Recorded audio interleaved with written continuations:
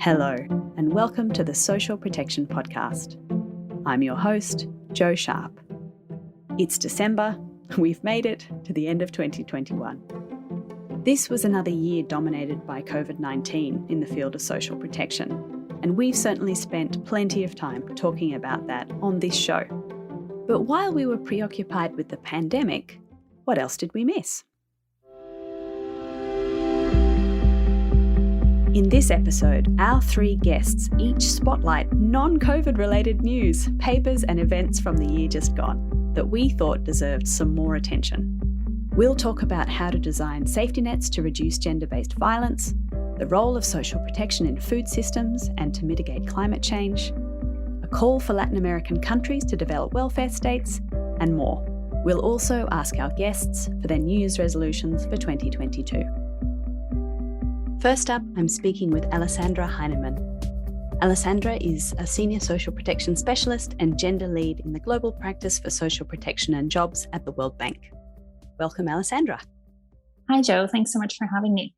So let's start by looking back to June this year when your team launched a very practically oriented toolkit looking at how to design and implement safety nets to curb gender-based violence. So first of all, what do we know about how social protection programs can reduce gender-based violence in general?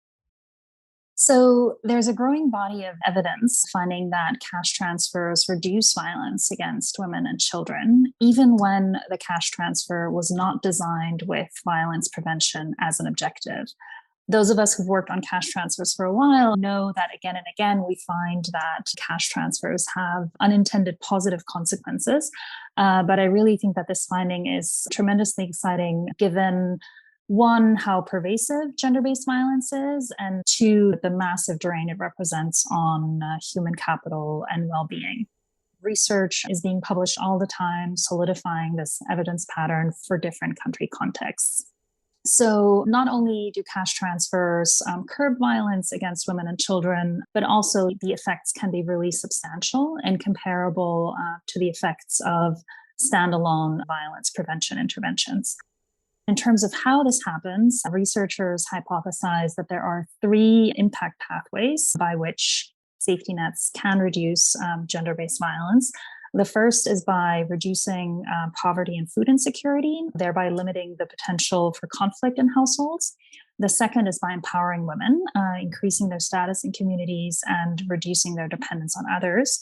And the third is by increasing women's social capital, boosting their self-esteem, self-efficacy, and support networks. So I think as social protection practitioners, these findings are really super exciting, and we should take them on board and ensure that we're doing what we can to leverage the potential of safety nets to reduce GBV.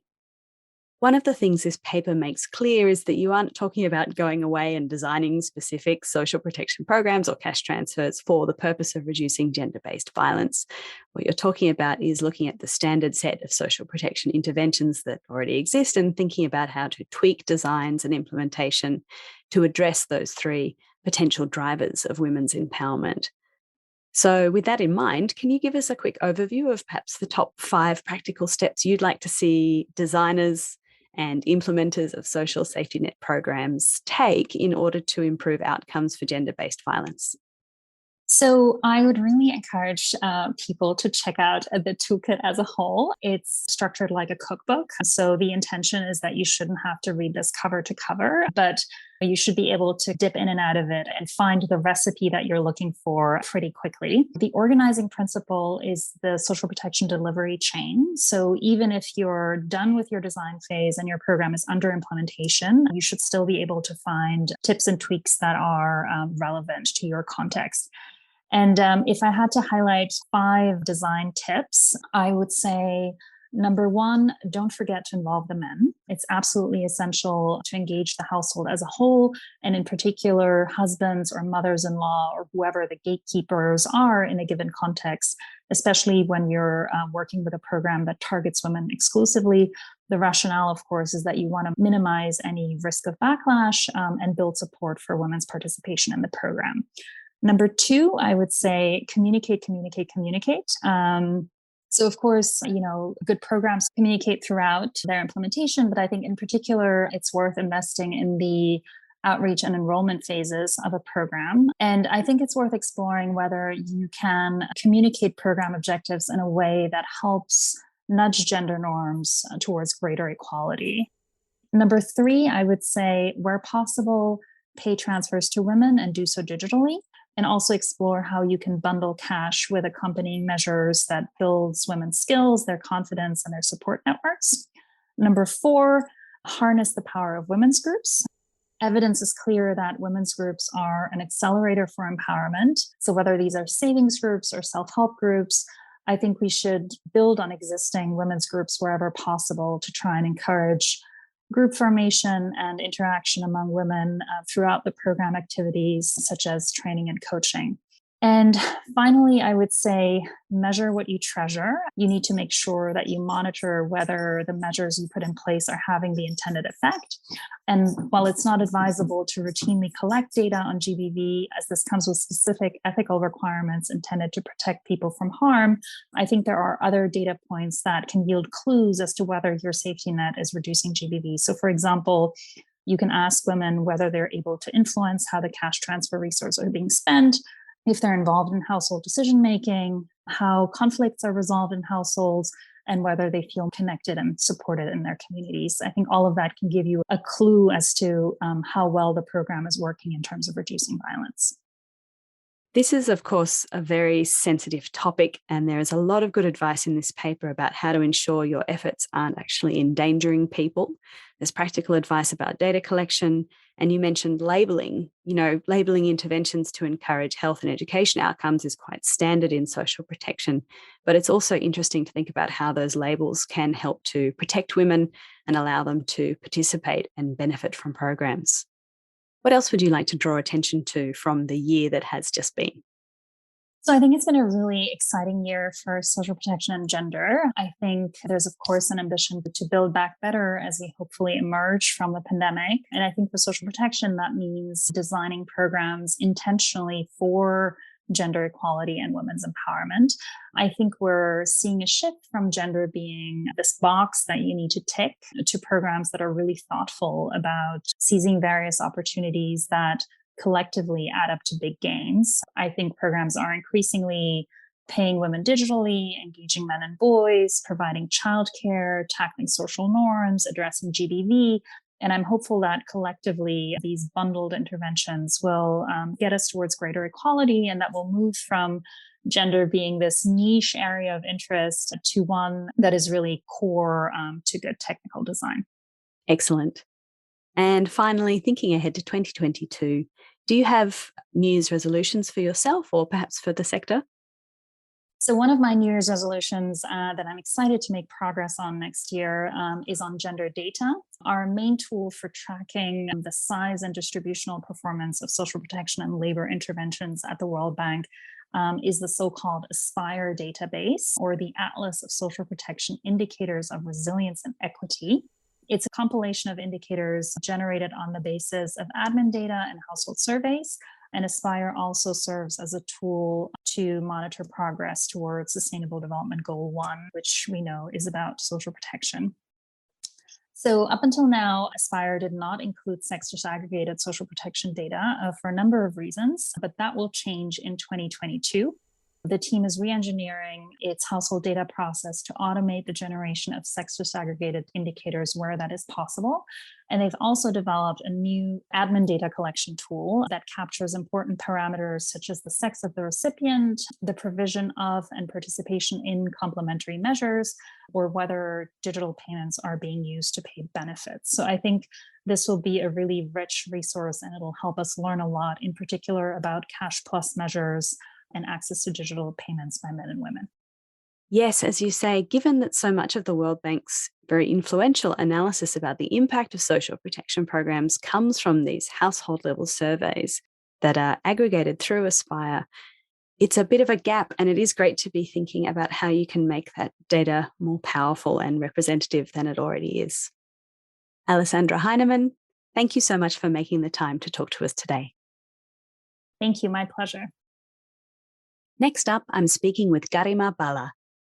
Garima is an economist and social protection specialist in the social protection team of the Food and Agriculture Organisation. Welcome to the Social Protection Podcast. Thank you, Joanne. It's great to be here. So first up, you're going to take us back to the Food Systems Summit, which was held in September, convened by the UN Secretary-General as part of the Decade of Action to Achieve the SDGs.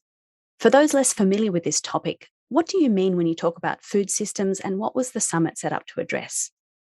So, food systems are networks made up of literally everyone and everything that is involved in the production, aggregation, processing, distribution, consumption, and disposal of food products that originate from agriculture, forestry, or fisheries.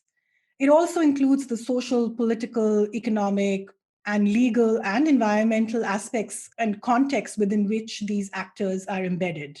So, very broadly speaking, you can think of three umbrella categories of outcomes that food systems generate.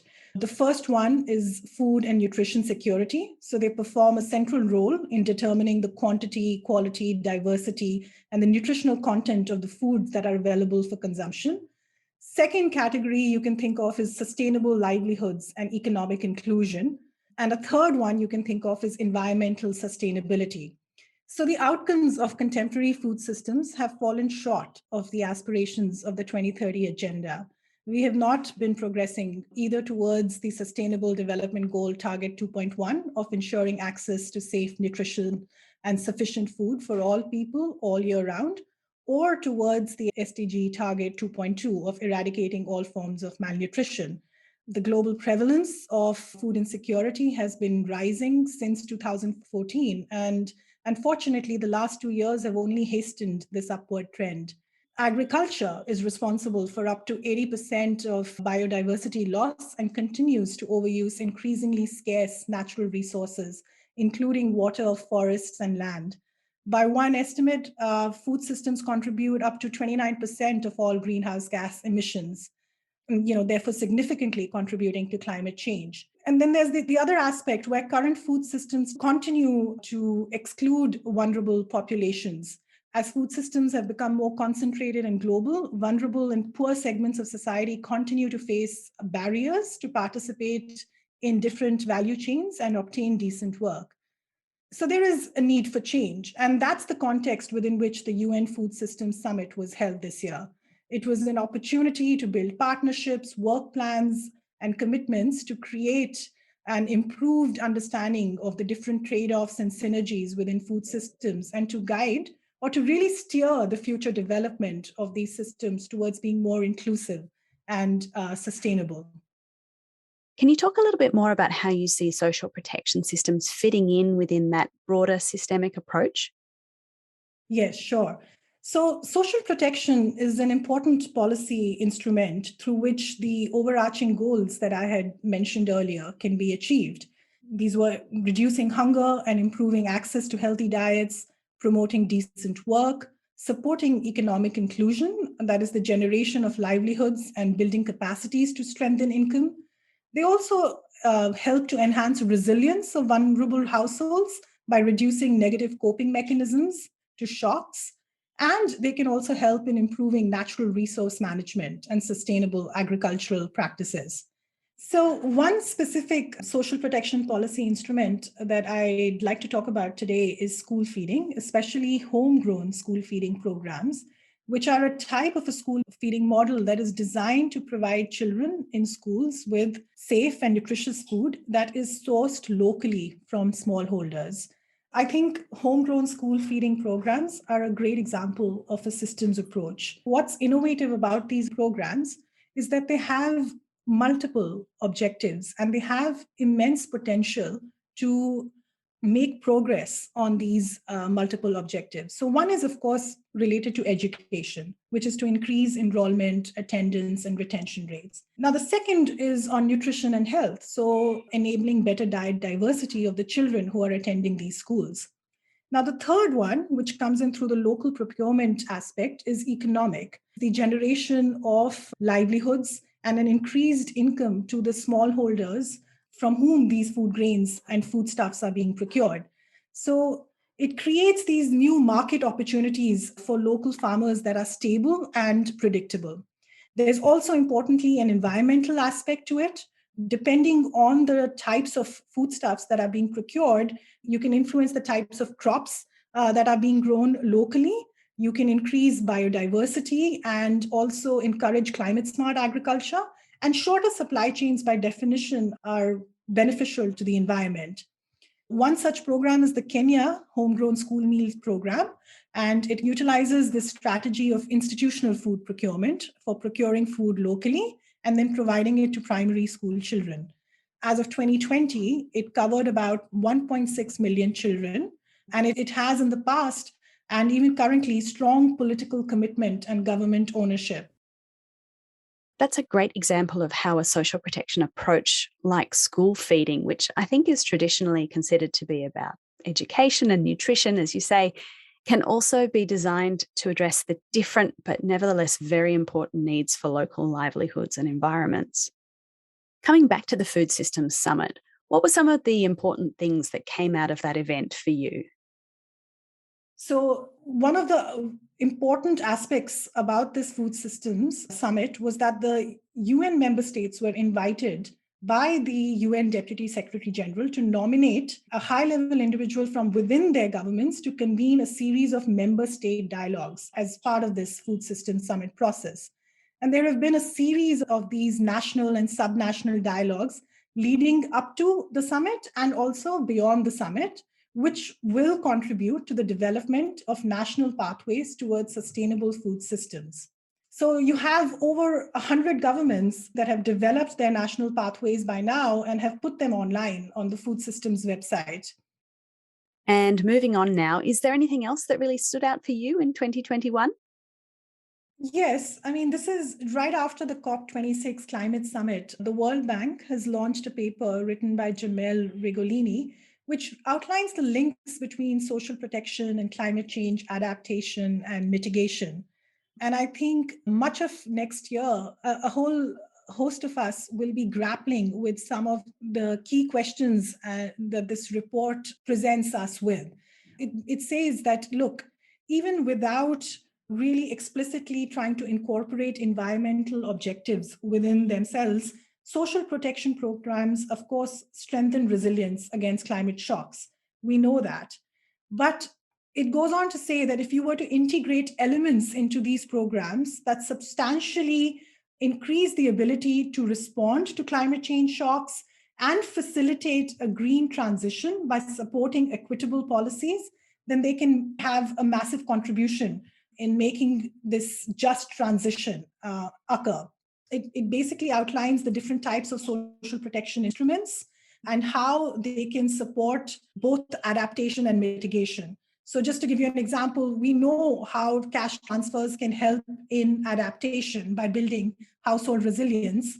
But then you also have payments for environmental services, which are also a type of cash transfers, which are really in place to help mitigate the impacts of climate change. So there's plenty of more work that needs to be done in trying to really understand the potential of how we can be working with these different types of social protection instruments. Thank you so much. As you know, the theme for this episode is what else is happening in social protection other than COVID-19. And in this discussion, we've talked about everything from food systems to value chains to climate change. So you've really broadened our horizons. Finally, do you have any New Year's resolutions for 2022? Well, I think it would be good to temper expectations on what social protection programs and policies can achieve in isolation. I think that would be a good New Year resolution to have. And I would also put the premium on coordination. So, coordination, not just for the sake of it, but to develop coherent approaches that require effort across multiple sectors. Now, I say this because these social protection programs do not exist in a vacuum. Other processes and programs in place have to create an enabling environment for these programs to succeed. So whether it's a homegrown school feeding program or an economic inclusion program, building partnerships across different ministries, departments, different civil society organizations is extremely important. And I would love to see more of that happening in the future. It sounds like we all have our work cut out for us. Garima Bala, thank you so much for the time you've taken to talk to us today. Thank you. It was a pleasure to be here. And finally, we have Armando Barrientos, who is Professor Emeritus of Poverty and Social Justice at the Global Development Institute at the University of Manchester in the UK, and McCattle Fellow at the Global Dynamics of Social Policy Collaborative Research Centre at the University of Bremen. Welcome, Professor Barrientos. Thank you for coming, me. So in September this year, the Economic Commission for Latin America, which goes by the acronym ECLAC, has renewed its call for Latin American countries to build welfare states. For those outside of the region, what is ECLAC and what has prompted this call? ECLAC, the Economic Commission for Latin America, is a regional bank like the Asian Development Bank and other banks elsewhere. What is interesting is that it has always had a special interest in social policy and in social protection. So when ECLAC was interested in welfare states in Latin American countries, it was encouraging countries to develop in that direction. I think we should take notice. There was also the situation that we're still in the middle of the pandemic. And I thought it was a really nice point to say, let's lift our gaze from the situation we're finding ourselves in. Let's look ahead and see where we're going or where we want to go. In responding to this call, how would you characterize welfare systems in Latin American countries currently? Of course, Latin America is a big region, so there are significant differences between, say, South American countries in the Southern Cone that have long-standing social protection. And then you have the Andean region, which is slightly behind. And then you've got Central American countries that have very limited social protection aside from Costa Rica. And then you get Mexico, which has been developing its social protection systems for a while. So you've got differences, but life is short. So I'm going to talk about Latin America as a unit, right? Now, the best way to characterize social protection in Latin America is to say that there are two systems. So one region, two systems, because there is one system for people who work in formal employment, and they have access to occupational pensions, they have access to health insurance. In some countries, they have access to individual retirement plans. And then there is another set of policies which are directed to workers in low-income employment and, of course, informal employment, and that is social assistance. So you have occupational insurance for the better of workers, and you have social assistance for the low-income and informal. About 50% or just over 50% of workers in Latin America, taken as a whole, work in informal employment. So it's basically 50-50 between formal employment and informal employment. So you have these two systems in one region. And of course, one of the policies that come out of ECLAC calling for welfare states is that we need to unify this. Somehow we need to have just one single system for everyone. So what sort of welfare state is ECLAC talking about here? Okay, let me say a couple of things. I'm afraid I'm going to become the academic that I am. And I'm going to say, well, you have to be very specific about what welfare states mean. Welfare states, in Spanish, estados de bienestar, are associated with developments in social policy in European countries after the Second World War that basically introduced comprehensive, universal provision of basic services like education and healthcare, and protection of workers in employment, and with a great deal of policies addressing the kind of insecurity in employment, like unemployment insurance and so on and so forth. But what is really important is also to understand that this was part of a much bigger view of how society should be arranged. Welfare states in European countries are committed to democratically regulate the private sectors in order to ensure that everyone benefits from the economic activity. So there is not just the kind of welfare institutions that these countries have, which many of them perhaps already exist in some form in Latin American countries, but the commitment to regulate the private sector to the benefit of all. That is what is really important.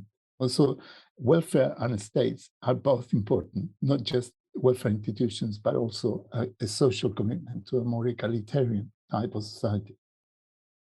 Is there political appetite, do you think, for larger and more comprehensive European-style welfare states? That is really what is the billion-dollar question, in a sense, because European countries got their welfare states through a democratic process, which usually involved a coalition between what they described as working class and middle class voters, right? So it was a long-term commitment to supporting these kinds of institutions. And really, that is perhaps what it has been missing in Latin American countries. For example, take the issue of industrialization. The welfare states in European countries came alongside a process of very rapid industrialization. Now, Chile and Argentina, in sort of 1910, had about 25% of the labor force working in some form of manufacturing. So in a sense, sort of Latin American countries had a chance very early on to develop their welfare institutions into welfare states, and they didn't. And the reason is the lack of political coalitions that would support it. So I guess the other multi-million-dollar question is, has that changed at all? And particularly, I guess, in the context of COVID-19 and the widespread social and economic impacts of the pandemic. Well, COVID-19 has encouraged much greater discussion about social policy, but I'm a bit more cautious in thinking that this is perhaps a significant step change. One of the reasons is that this is a very unusual type of social crisis, because the crisis comes out of the pandemic. It's basically the government telling workers, you must stay at home, and I'm going to try to support you in staying at home to reduce the rate of infection. So it's not the typical economic crisis, for example, of 2008 or earlier in most Latin American countries, where the problem was that the economy wasn't working properly. It wasn't generating jobs. It wasn't providing sufficient income for people. This is a very different type of thing. Some people suggest that COVID-19 has increased support for social policies. Well, let's see. At the same time, it has reduced the fiscal space for governments to actually do something about it. So I'm a bit cautious as to whether this will change. But what is more interesting to me, at least, is the degree of political ferment in Latin American countries. You have Chile with a new constitution, you have governments of different types in different countries, you have an increase in the visibility of social movements, indigenous movements, territorial movements, gender issues. And I think if anything is going to bring forward a change in social policy, is going to be the extent to which social movements are able to connect to policymakers and say, well, this is what we want. Do you agree with ECLAC? Has it made the right call? Right. Well, I'm not sure. If what ECLAC has in mind is to emulate the example of European countries, I'm not sure that is on the table. I mean, I reside in the United Kingdom, for example, and I very much doubt whether, if the discussion was on today, people would still go for some kind of welfare state, because everything is moved. Politics is moved. People don't want to pay taxes. There's much greater polarization in terms of politics and in terms of economics.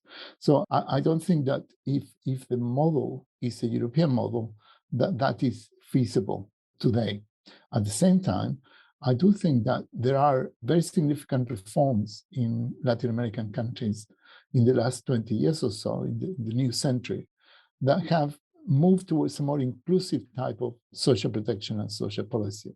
And of course, old age pensions, conditional income transfers, family transfers, child transfers, they are all moving in that particular direction. So I think that the view that we got to move further in terms of having inclusive welfare institutions that are comprehensive, that provide basic services, that provide protection and employment, I think that will move forward in the next few years. And finally, what are your New Year's resolutions for 2022? Yeah, well, I got two resolutions. My first resolution for 2022 is the need for Latin American countries to accelerate a rebalancing of their social policy towards children and towards social investment. Traditionally, historically, our welfare institutions have been focused on older people in terms of pensions, for example. Pension expenditure is the largest part of social protection expenditure in all countries. But I think we need to focus a lot more on children. Rates of poverty among children in Latin America are around 40%. And it's really important that we cannot develop policies that will successfully address that issue. And my personal resolution is that I want to write a book on social protection in Latin America. And I hope that by this time next year, I'll be able to say, well, here it is. Professor Barrientos, thank you so much for making the time to talk to me today. You're very welcome.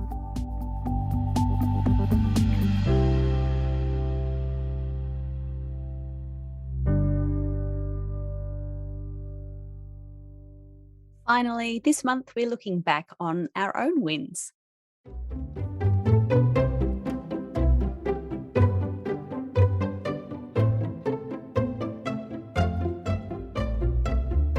With me here is the team from socialprotection.org that produces this very podcast to talk about our favourite episodes from the year. Patricia Veloso, Knowledge Management Officer at socialprotection.org. What's your pick? Hi, Joe. My favorite episode is definitely episode 4 about Brazil's flagship cash transfer program, Bolsa Família. I've always been interested in understanding why some policies were chosen over others or why specific features had more momentum than others. I asked on Twitter which were the first programs that came to mind when we talked about social protection, and Bolsa Família was the one with the most mentions, which as a Brazilian made me particularly happy. I like this episode because we had as guests the very people that were involved in the program design and implementation, telling us about the political context and the decision-making processes that are often left out of research, the behind the scenes. So I'm looking forward to having another episode of that kind. And if you have any suggestions, we would be happy to hear. Yes, and in a surprising development, soon after we recorded this episode, Bolsa Familia was actually concluded after 18 years of operation and replaced with a new scheme called Brazil Aid. It's quite striking to contrast what directions the implementers thought the program should go in and what actually happened, which we also tease out a little bit in the episode, so it's well worth a listen. Nina Brunale, Knowledge Management Assistant at socialprotection.org. What's your favourite episode so far? So I'm kind of cheating here with my answer, but I'm going to pick a 6-episode series we produced with GIZ and ODI in June and July this year as my favorite. The episodes were separated into different themes like gender, urbanization, and informal workers. And at the end of every episode, the guests were asked whether or not they thought COVID-19 was a turning point for social protection. And I just feel like I learned so much from all the speakers.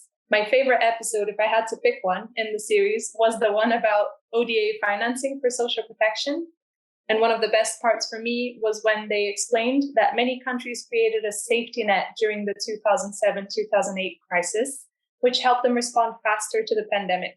And this made me feel really hopeful that when this crisis is over, we will have in place the infrastructure that will help us ensure we're even more shock responsive in the future.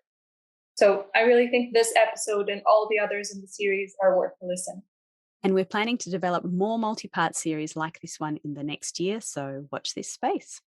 Larissa Toluso, Knowledge Management Assistant at socialprotection.org. What about you? Hi, Joe. The episode I like it most by now is episode 7, The Path Towards Social Protection Floors for All. This is because I loved how the episode brings a perspective of different actors that are trying to advance the topic, from ILO, partner governments, civil society. It was really interesting for me hearing a very clear and objective definition of social protection floors alongside a country experience. Also, having a civil society perspective for me was key in understanding the debates and challenges on this such important topic. I'm looking forward to more episodes like that. That was our most recent episode, which came out in November. And as for me, I have a soft spot for our first episode, which was about women in leadership through the COVID crisis. Our 4 women guests from government, academia, and civil society, they were so frank about the challenges they had faced, in some cases, their assessments of weakness or failure. You got such a strong sense of how hard they and others had worked. It was really just a great lens through which to understand the COVID response. Thanks, team. Thanks, everyone. Thanks, everyone.